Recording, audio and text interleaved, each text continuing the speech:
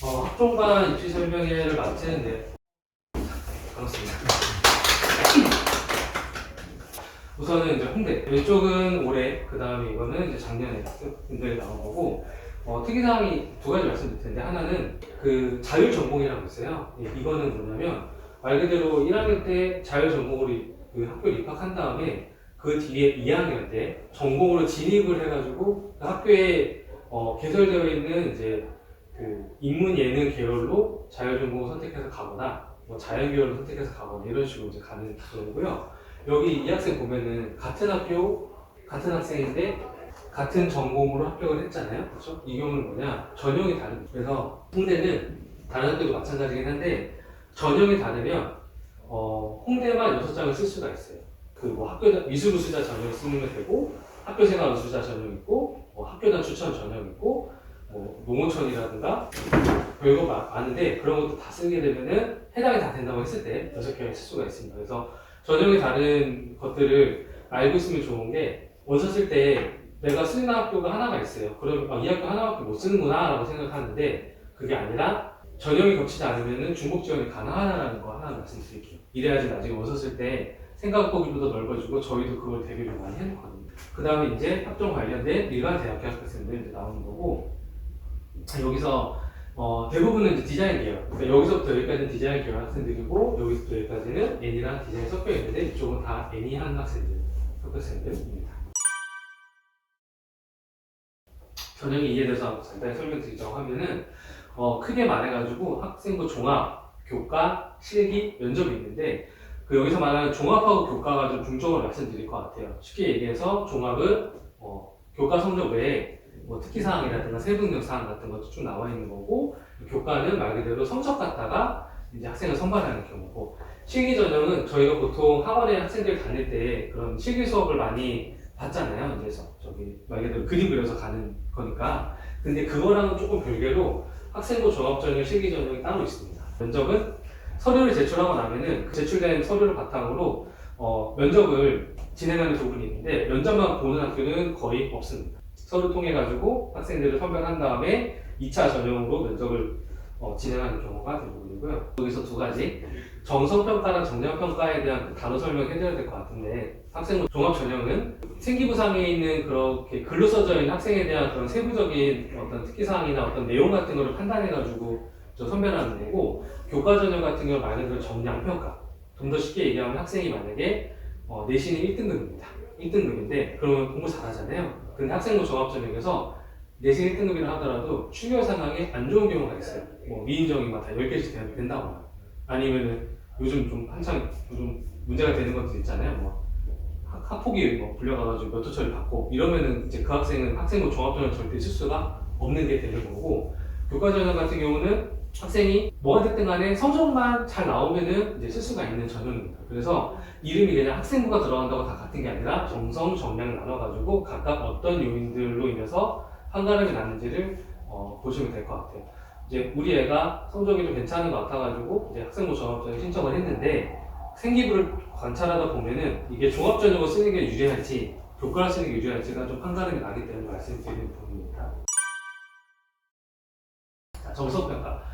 정성평가는 말 그대로 학생부 그것을 바탕으로 한 활동 보고서를 정성평가의 기준으로 보는데, 우선 학생부는 이제 이렇게 이제 두 가지가 있어요. 1이 있고 2가 있는데, 2 같은 경우는 지금 저희가 이제 수업 돌아갈 때 필요한 부분들이 특기사항이나 세부능력사항 같은 거를 이제 포함해가지고 이제 선발할 때 쓰는 그런 내용들입니다. 그래서 상급학교 진학지도 할 때 쓰는 부분이라서 생활기록부 2가 저희가 필요한 그거고, 저희가 보통 얘기하는 생기부가 이 생활기록부 2입니다. 생활기록부 보면은 항목이 되게 여러 개가 들어가 있긴 한데, 여기 지금 수상경력이라든가 봉사활동 실적, 그 다음에 독서활동사항 이런 것들은 대입 반영이 되지 않습니다. 그러니까 않는다는 얘기는 학교 생활기록부상에서 저게 기입이 되긴 하지만 저게 대학교한테 제공이 되진 않는 거죠. 그러면 이거 안 해도 되겠네? 가 아니라 저거를 반드시 챙겨야 돼요. 그 이유는 뭐냐면, 학생이 학교에서 이런저런 활동을 하고 그 다음에 뭐 이렇게 선생님 통해 가지고 평가를 받는 부분 있잖아요. 이 학생이 뭐 잘한다 못한다 이런 부분들. 근데 그런 부분들에서 이제 비록 대학교에서 제출이 되지 않는다 하더라도 학생이 그것들을 챙겨줌으로 인해 가지고 선생님들이 쓰는 학교생활 특성 그런 부분에다가 작성이 되면은 이게 충분히 반영이 되거든요. 근데 이제 학생들이 쉽게 얘기해서 그냥 수상료가 없어도 되고 봉사활동 안 해도 되고 독서 안 해도 되고 나 그거 아무것도 안 하고 다른 거 해야지 라고 해가지고 그게 챙겨지는 게 아니기 때문에 이 얘기를 드리는 거고, 요거는 이제 좀 설명 한번 드려야 될 것 같아서. 그러니까 생기부상에 다 기입이 돼 있는데 안 들어가는 항목이 있다는 걸 알면은 이제 그걸 너무 신경 쓸 필요는 없긴 한데, 그래도 이제 아예 배제하면 안 된다, 그 얘기를 좀 드리고 싶어서 말씀드렸습니다. 생활기록부를 받아보시면 아실 겁니다. 처음에 이제 이런 식으로 인적사항이라든가 뭐 출력 이런 게 쭉 나오고, 이제 과목별로 세분력 특기사항이 여기 밑에 기재가 됩니다. 이게 그 현재 1학년 학생들은 생활기록부가 지금 이제 학교 입학했기 때문에 전혀 없는 상황이고, 2학년 학생들은 1학년 때 나와 있을 거예요. 네. 그래서 생활기록부를 빼면은 1학년에 대한 내용을 확인할 수가 있습니다. 그러면 이거를 그 현장에서 쓸 때, 그러니까 현장이라고 하면은 그냥 실시간으로 담임 선생님이나 담당 교과 선생님 그걸 쓸 때 확인할 수가 있는데, 학교 선생님들이 이거를 확인시켜주는 경우가 있고요, 확인 안 시켜주는 경우가 있어요. 이건 학교 선생님의 어떤 제작이라든가 그 반 분위기라든가 또는 특별 대우를 받는 학생이 좀 종종 있습니다. 그러니까 학교 성적이 너무 좋아서 얘는 대학을 잘 갈 것 같아. 그럼 학교에 적극적으로 그 학생을 조금 이렇게 지원 내지는 좀 지지해주는 경우가 있다 보니 그런 학생들이 생활기록부를 좀 생각보다 수월하게 확인이 가능한 경우가 있는 거죠. 그러면 앞에서 말씀드린 그 생활기록부를 바탕으로 활동 보고서 작성을 하는 게 있는데, 크게 말해서 홍대, 이대, 고대 이렇게 있지만 홍대가 워낙 뽑는 인원이 많기도 하고 허들이라고 그러죠. 그러니까 지원할 수 있는 그런 자격 자체가 조금 많이 완화돼 있기 때문에 서류 채택하고 홍대를 기준 말씀드리면은 이런 식의 서류가 있어요. 이거는 출력물로 작성해서 제출하는 게 아니라 온라인상에다 입력을 하는 겁니다. 그래서 대략 복합활동을 총 12개가 이제 들어가는 거고요. 이번에 활동 보고서라든가 고려대학교 이제 창의활동 보고서 같은 경우는 홍대 미술활동 보고서보다 좀 간소화되어 양식으로, 그러니까 약간 경력 중심에 좀 들어가 있는 부분이 있습니다. 그래서 학생들이 그 외부에서 뭐 상을 많이 받았거나 이런 학생들이 좀 쓰기 조금 유리한 학생이 전형이고, 고대는 특히나 그 교회 활동 같은 거를 좀 적극 반영을 가능해요. 보통은 교내 활동만 좀 반영하는 부분. 그래서 크게 활동 보고서를 반영한 학교들이 3개를 말씀드렸는데, 차이가 있다면 홍대 같은 경우는 평가자가 있습니다. 이건 뭐냐? 학교에서 학생들이 이제 이런 활동 저런 활동을 했다고 해서 활동 보고서를 제출하는 거잖아요. 근데 다른 학교들은 그냥 제출만 하면은 일단 거기서 어느 정도 끝나는데, 물론 증빙서류라고 해서 진짜로 이거를 학생이 받았는지 뭐 그 해당 기관의 어떤 도장을 받아온다거나 교장의 도장을 받아오거나 이러면 끝나는데, 홍대 같은 경우는 여기 평가자가 있습니다. 이건 뭐냐면 홍길동 학생이 1학년, 2학년 때 미술 수업이 2학년 때만 있었어요. 근데 그 선생님이 홍길동 학생이 3학년 때 미대입시를 한다고 했는데 홍대에 쓴다고 해요. 근데 그 선생님이 아직 학교에 다니고 있어요. 그러면 그 선생님한테 평가자 지정 요청을 드리는 거예요, 학생이.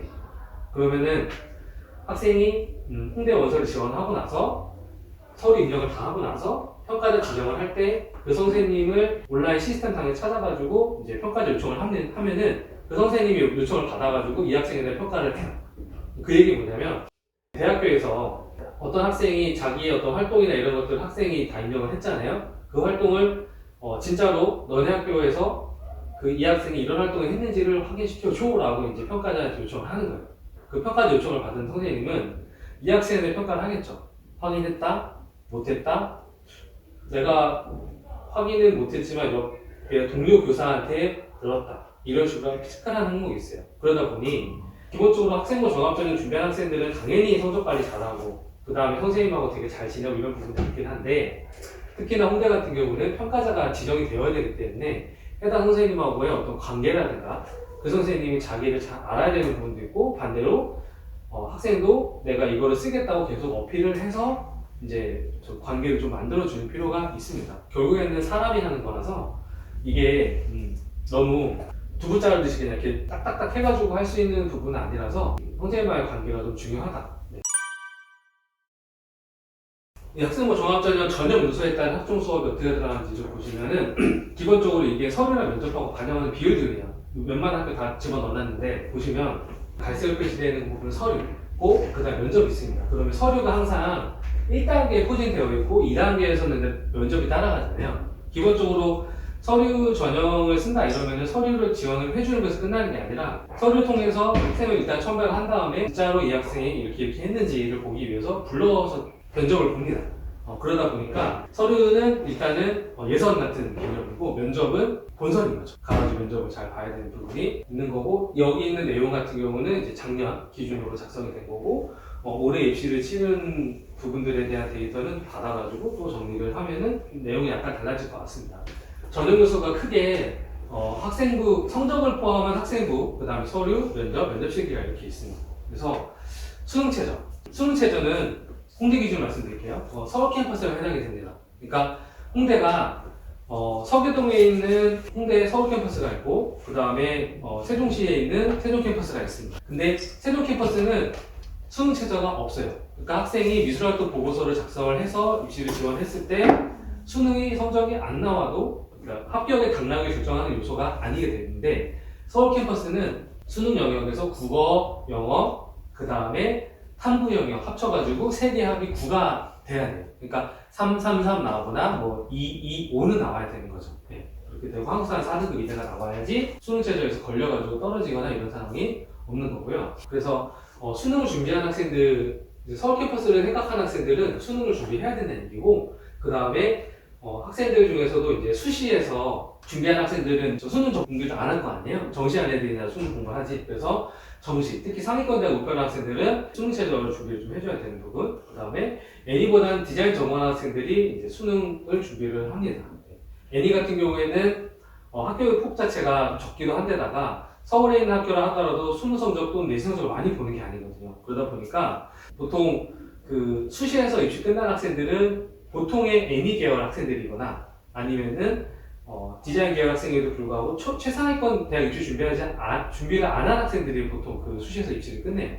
최상위권들을 보통 다 정시로 넘어가면서 입시를 유도를 하니까, 그래야지 학생들 내신 성적 같은 거를 이제 잘 받아놓고 좀 더 공부를 잘한 애들을 선별할 수 있는 기준이 되니까요.